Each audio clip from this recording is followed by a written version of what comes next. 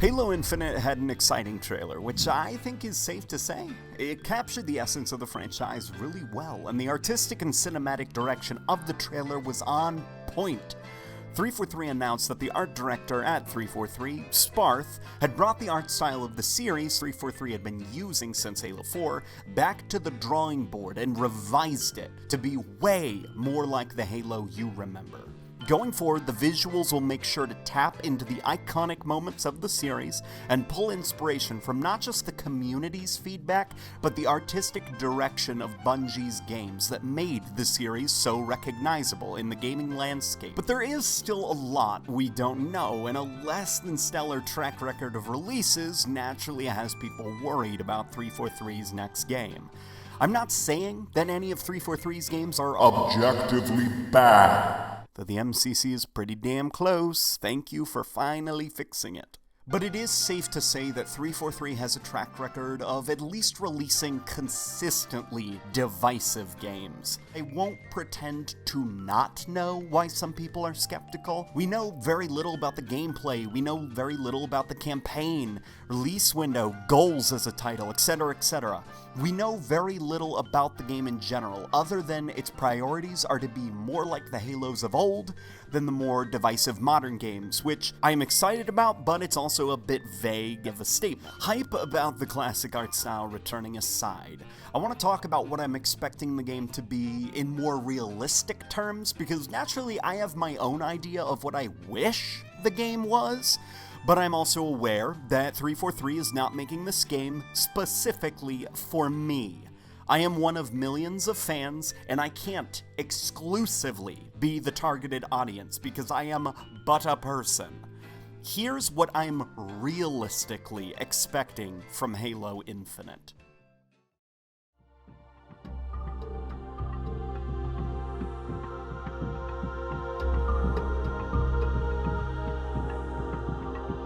Halo 5's story is a dead horse topic. Yes, it's not great, and back in 2015 it felt like it was so bad that it potentially doomed the series. But years later, the series is not doomed. In fact, tonally, 343 has done a lot to course correct and drive it back towards something general Halo fans are a bit more comfortable with.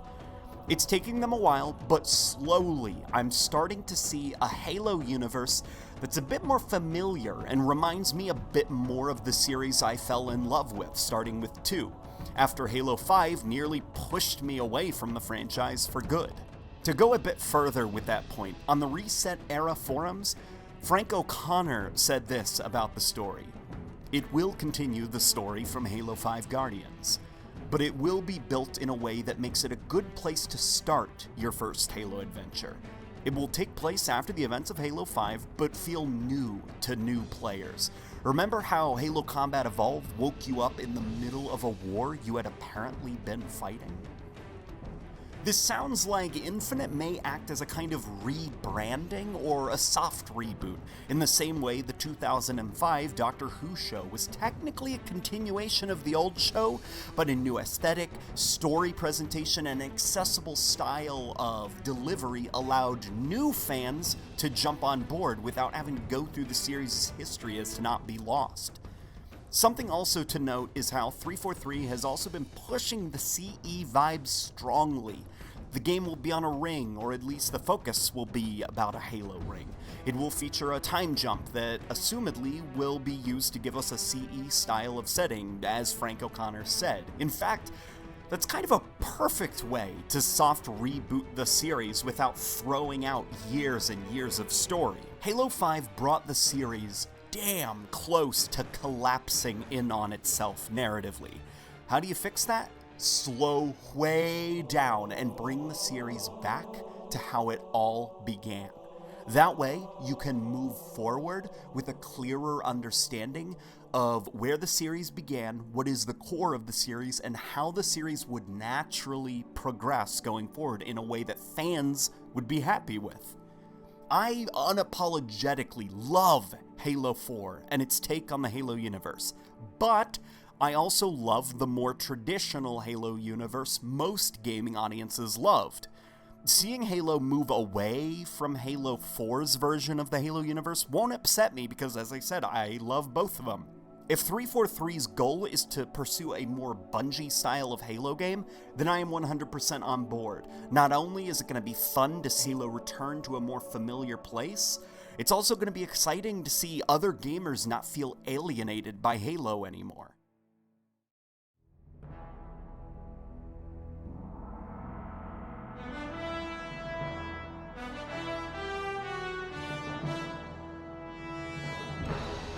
Here's a more iffy part about my realistic expectations for Halo Infinite.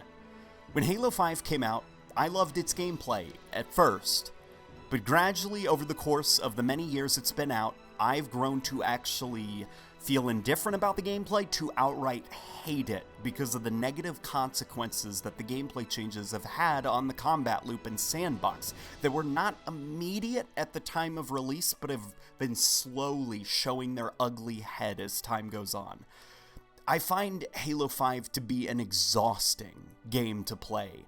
I feel like there's no room to breathe, simple map traversal requires a billion different button combinations, vehicles have no place in Slayer because the player's flying around like Supermen pressing a billion different buttons just to do simple map maneuvers, not needing vehicles or any form of external sandbox for help with moving around. It doesn't play like the Halo I prefer anymore.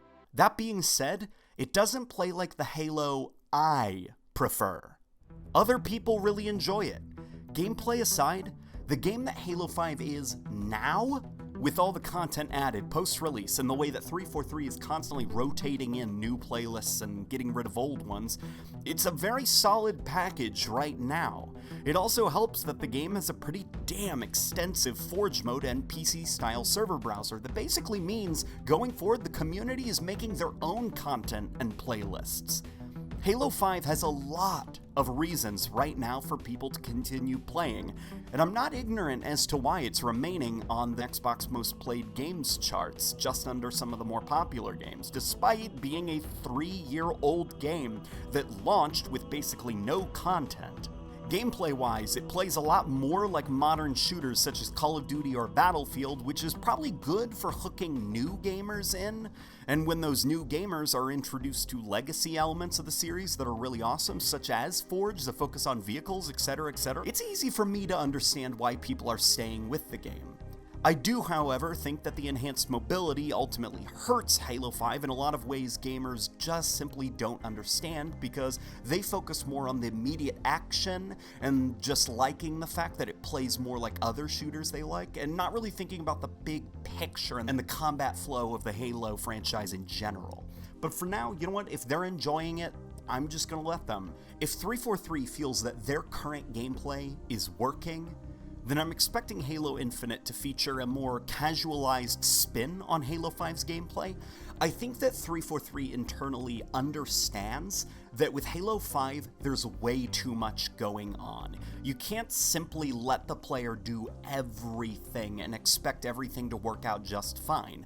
Halo 5 has a problem where as time goes on and players get better and better at the movement system, the game gets progressively sweatier and sweatier to the point where now it's borderline impenetrable in some places because of how good players are. The current issue is that the gameplay doesn't gel well with Halo's style of combat and sandbox focus. Because of this, it creates an artificially sweaty combat loop that will only get even sweatier as time goes on. And I expect 343 to be strategizing internally how they can keep the more Call of Duty style gameplay, but also chill the game the hell out, so that it doesn't end up like Halo 5 where it is now, where even casual modes like Warzone are arguably more sweaty than any esports event from the past Halo games. Temper your expectations, people. It may look like classic Halo, but honestly, I'm not realistically expecting it to play like classic Halo. I could be angry and outraged, but I'm too exhausted at this point. For the last 2 years, I've been screaming on my channel about Halo's art style and the music and the direction, and seeing as 343 has seemingly heard some of these screams, you know what? I'm happy. The gameplay debate is a battle for another day. Because right now, I just want to rest and be happy that Halo looks like Halo again.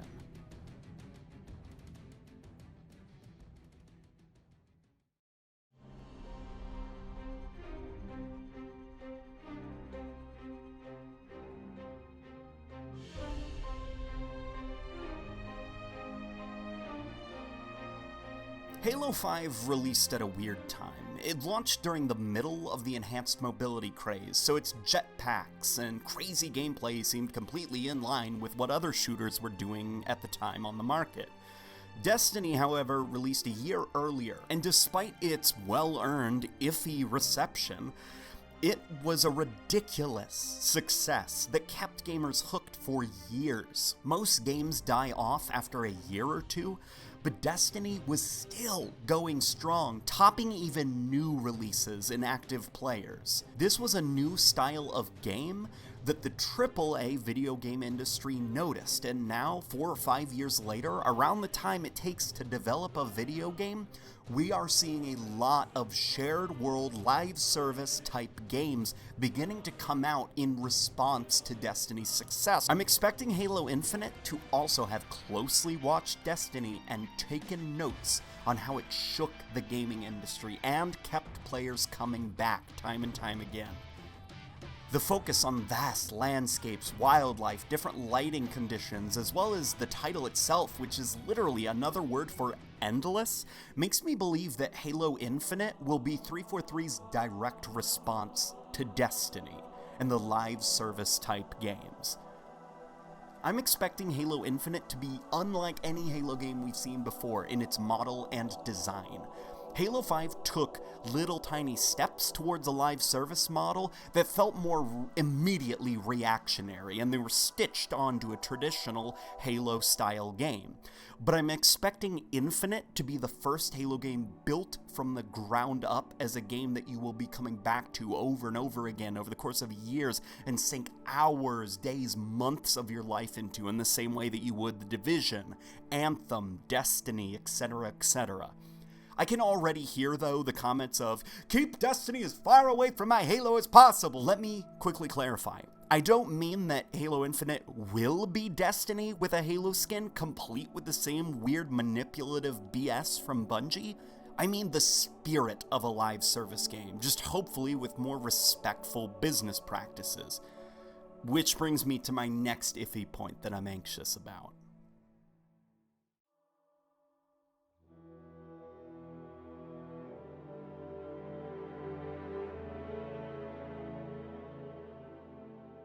Here's where I'm a bit anxious. The loot box controversy has seen gaming giants running for the hills and ditching their loot boxes, which is good, by the way. I find loot boxes creepy and a manipulative way of taking advantage of those with addictive tendencies, and just generally making a shittier gaming experience for the rest of us who can resist the urge to spend because we have to deal with compromised game design that's designed to addict those other people. I doubt Halo Infinite will double down and push the loot box system of Halo 5 any further. In fact, I wouldn't be surprised if they ditch it and start offering small, buyable bundles of things like the Voices of War pack. One-time purchases that buyers can buy straight up, no manipulation like loot boxes or rec packs. If Halo truly does go down a full-blown live service shared world route, I could also see paid DLC coming back to an extent. I like paid DLC. I'm just gonna say it.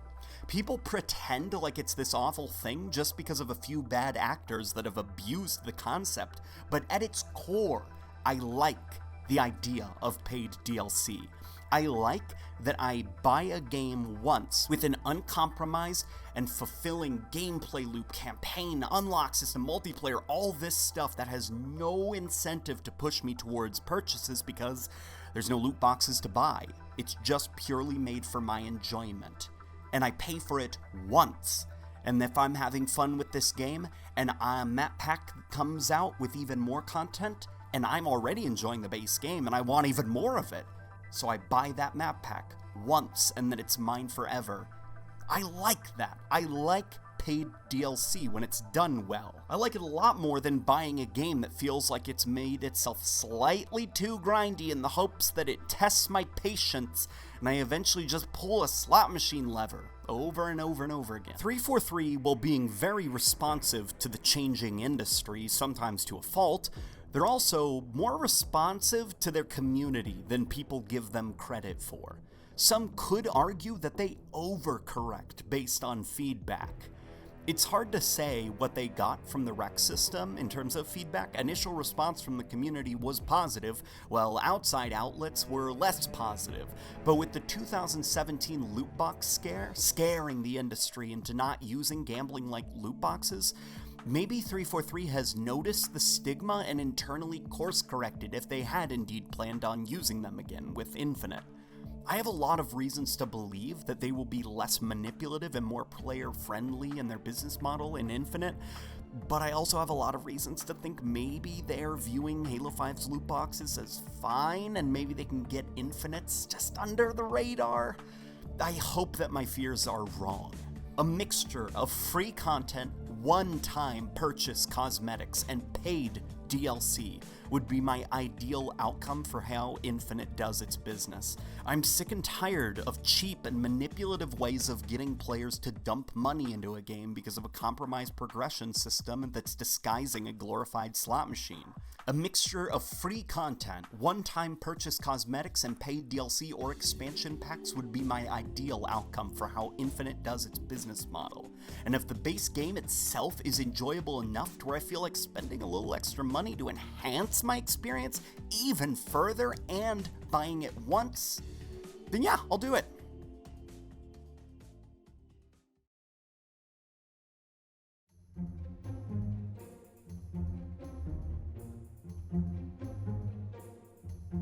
Halo Infinite is taking a while to cook, and that is good.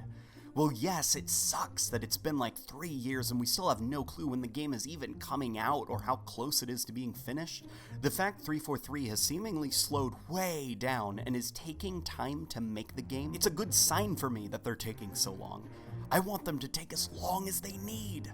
I think Infinite has the potential to be great, and I want to give 343 the breathing room for them to make it the best game that they can. This next game, Halo Infinite, I'm expecting it to be a monument to all their sins, but not in a bad way, in a good way.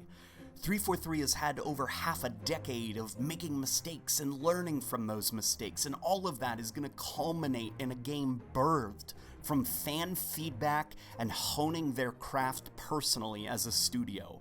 I personally wish that Infinite was just a straight up, normal, classic Halo game without any nonsense that I dislike, but I also understand that that's disgustingly unrealistic to expect a game tailor-made for me specifically. Realistically though, I expect a game that's, like I said, a culmination of what 343 has learned over their time with Halo, what fans like, dislike, etc., and ultimately, I'm expecting a game that is very confident. And even if it isn't a classic-style Halo game, even if it's something we have never seen before with the series, I'm excited to see what 343 is making. I'm excited to see their magnum opus, finally. What are you guys expecting from Halo Infinite? Are you optimistic about it, or are you still pessimistic? What do you expect the game's core design to be like? Let me know in the comment section below, because I want to hear what you guys are thinking generally. Obviously, these are just my thoughts, but I exist within my own head. What are you guys thinking? Let me know in the comment section. Like, share the video around, it really helps the channel, seeing as YouTube certainly isn't helping. And guys, I'll see you on the next video.